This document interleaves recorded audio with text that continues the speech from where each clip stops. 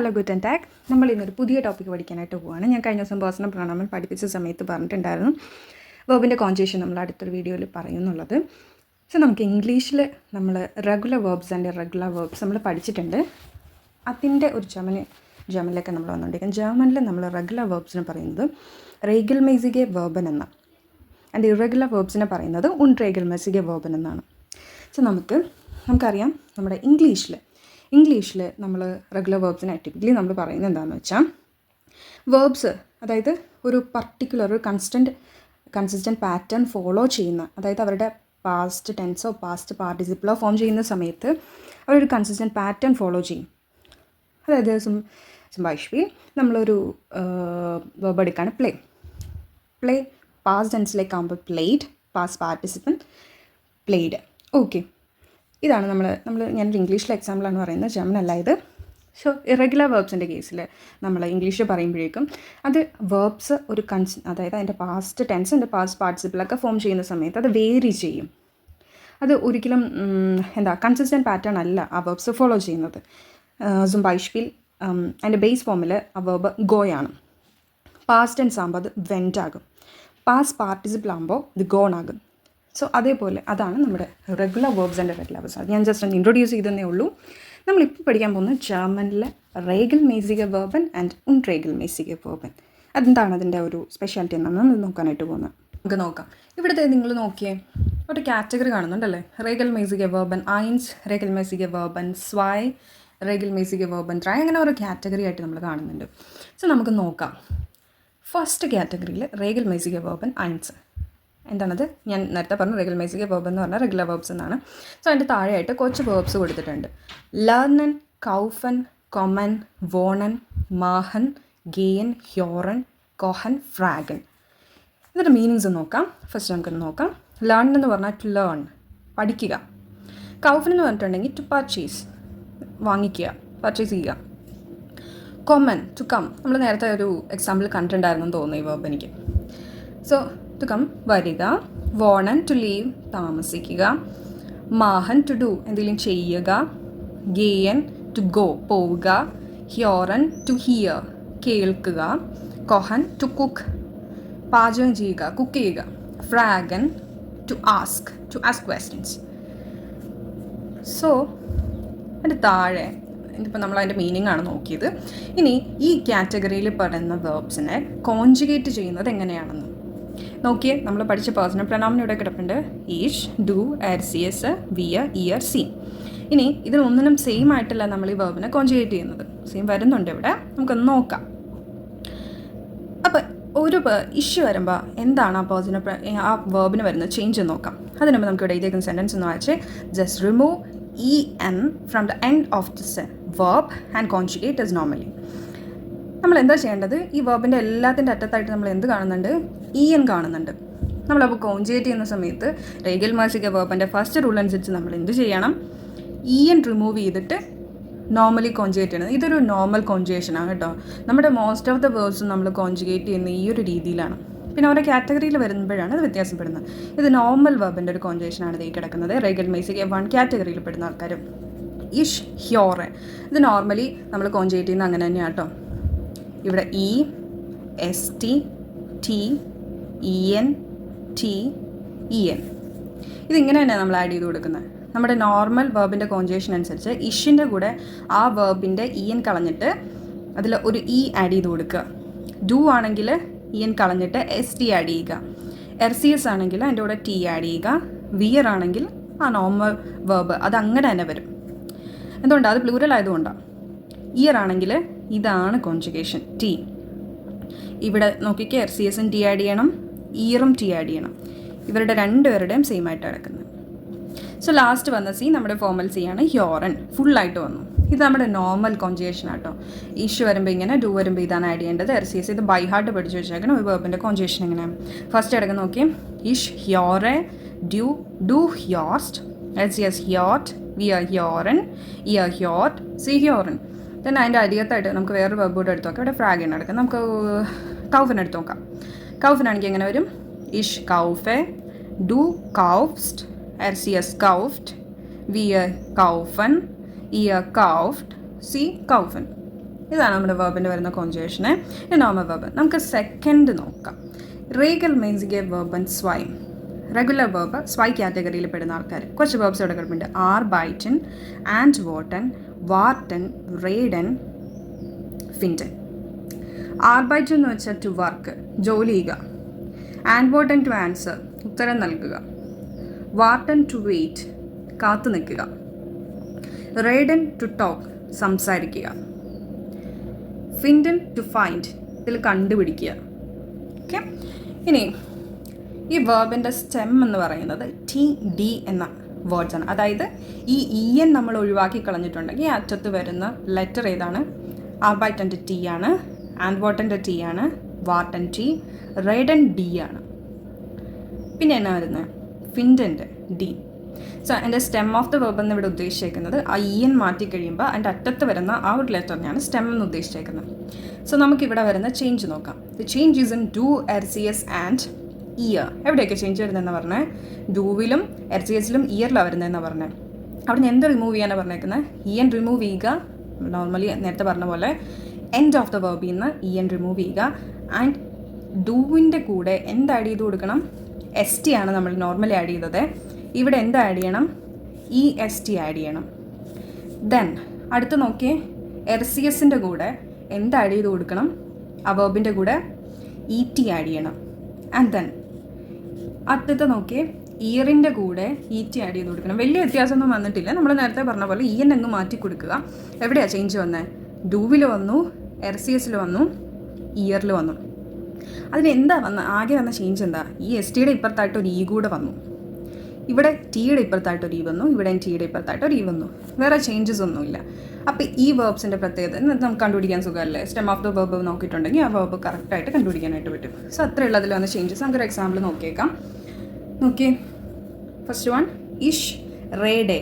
Normally change ഇല്ല. Do നേരത്തെ പോലെ ആയിരുന്നെങ്കിൽ എന്ത് വന്നേനെ? റേറ്റ്സ്റ്റ് എന്ന് വന്നേനെ. ST ആണ് ആഡ് ചെയ്ത് കൊടുക്കുന്നത്. പക്ഷെ അങ്ങനെയല്ല നമ്മളിവിടെ ആഡ് ചെയ്യുന്നത്, EST ആണ്. സോ അവിടെ എന്നാ വന്നേ? ഡു, റേഡസ്റ്റ്. RCS, റേഡറ്റ്. വിയർ റേഡൻ നോർമലി. ഇയർ, റേഡറ്റ്. ET ആണ് വന്നത് അല്ലേ? സി, റേഡൻ. നോക്കുക, 3 എണ്ണത്തിനാണ് വ്യത്യാസം വന്നത്. അതിനാകെ വന്ന ചേഞ്ച് എന്ന് പറയുന്നത് ആ ഒരു ആഡ് ചെയ്ത് കൊടുക്കുന്നതിൻ്റെ ഇപ്പുറത്തായിട്ട് നമ്മളൊരു ഇ കൂടെ ആഡ് ചെയ്ത് കൊടുത്തു. അത്രേ ഉള്ളൂ. സോ ഇപ്പം അതിൻ്റെ പോലെ തന്നെ ഒരു എക്സാമ്പിൾ കിടപ്പുണ്ട്. ഇഷ് ആൻഡ് വോട്ടെ, ഡു ആൻഡ് വോട്ട് ടെസ്റ്റ്. ആൻഡ് വോട്ട് ടെസ്റ്റ് എന്നാണ് ഈ ഇപ്പുറത്ത് കിടപ്പുണ്ട്. ST അല്ല ആഡ് ചെയ്തത്, EST ആണ്.